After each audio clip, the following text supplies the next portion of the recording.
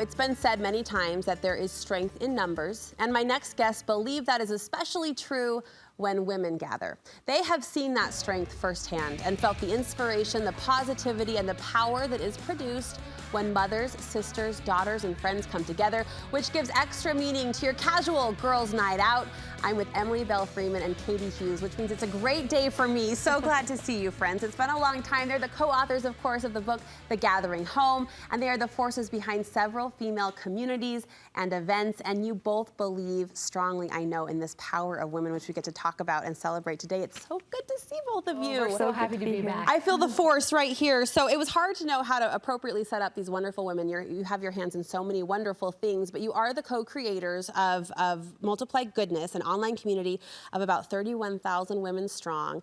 And the spin-off event from that group is the Jubilee, where Christian women come together to celebrate and to worship. And that's coming up, the Jubilee, which I want to talk about. But there really is this idea that when women gather meaningfully, there is a power. Yes. Does that take away from maybe the casual girls' night out or the baby showers or the bridal showers? I mean, are there purpose in those activities too? Oh, I think so. Particularly now, this year, where everything is waking back up again. Yes. And there's something about showing up for people and being together with people that just brings strength and hope and actually joy back into life again. Do you have any advice about how to motivate yourself maybe though to invest in those more meaningful activities? It can sometimes feel like a little bit of work or effort, right? Even personal investment just to get to that place. But I know you both believe the payoff's worth it. Yeah, absolutely. I think every time you make an effort to gather with women and make an investment in yourself, we come back more filled. I think that's why we love to go to the showers. We just feel connected to a community, whether it's our family or our friends. And I think if we just kind of look at it as like an investment like we would our nails or our hair, we're willing to do that because we need it, right? We feel like we need it, but this is the same type of thing. We need these gatherings. These help us complete us as women, and they connect us to each other, to our neighbors, to our families so much better. You know, when we are in those social situations, we're able to know how to connect and love each other where they're at. You've both said powerful words in just the last couple of minutes, but if I were to link the two, showing up completes us. I kind of love that combination that when women do come together, especially for a focused meeting. And the Jubilee does have a very special focus. Emily, tell us about the Jubilee. So one thing I love about the Jubilee is it's an interfaith gathering. It's women who believe in Jesus Christ from all different faith communities coming together to celebrate him, to celebrate his word. And there's something about women gathering to talk about his word that just brings power and strength and goodness, and it uplifts all of us, leave uplifted. Can you think of a specific time, Emily, when you've witnessed that power as women come together to connect and to be whole, to be one? Yeah, one of my most favorite experiences was actually a year ago when my daughter Megan was delivering her baby. She had had 24 hours of labor and 3 hours of pushing, if you can imagine. And you know when it nears the end, all the nurses start gathering and they had come in and kind of put things together. But it just kept going and going. And there was talk of maybe a C-section, and Megan was exhausted. I'll never forget those 6 women just entering the room, you know how they do, and got everything ready, and then they just stood all around the room. Around the bed. These complete strangers, and they are just cheering my daughter on. They're championing her cause, and they're reminding her that she's good and that she's strong and that she has the capacity to do this hard thing. And I just sat there and looked at those women and thought, we need to be better at this.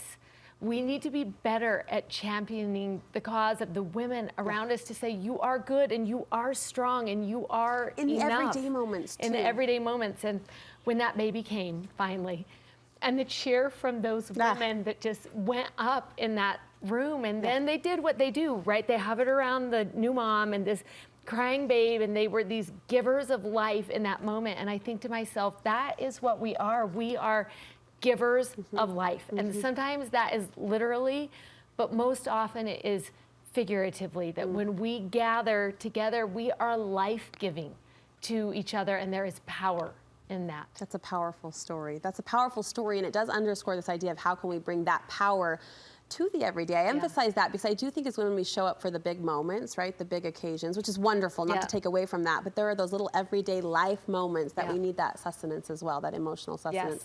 Katie, what about you? A time you've experienced women gather for a good reason and it's really paid off? Yeah, I feel like one thing there is like we practice in these bigger moments for the little moments too, and it can go both ways. And you know, I feel like I come from a long line of women who gathered and who taught this. And it's not always natural for women to gather, but you can learn this and you can look to others that teach you.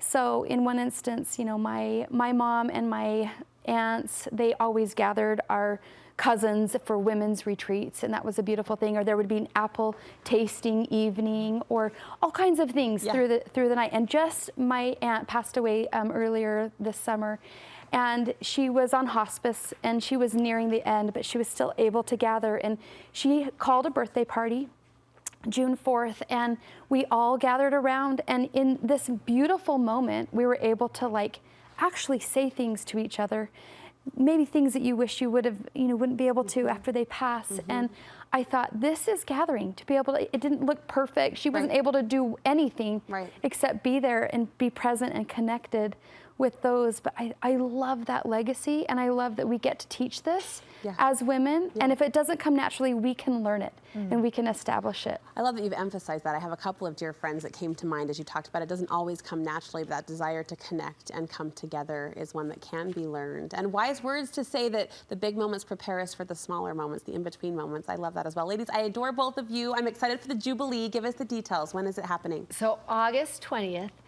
It takes place from 3 in the afternoon until 10 o'clock at night. We are bringing in Ann Voskamp, who many people might know as a Christian author, Lisa Jo Baker.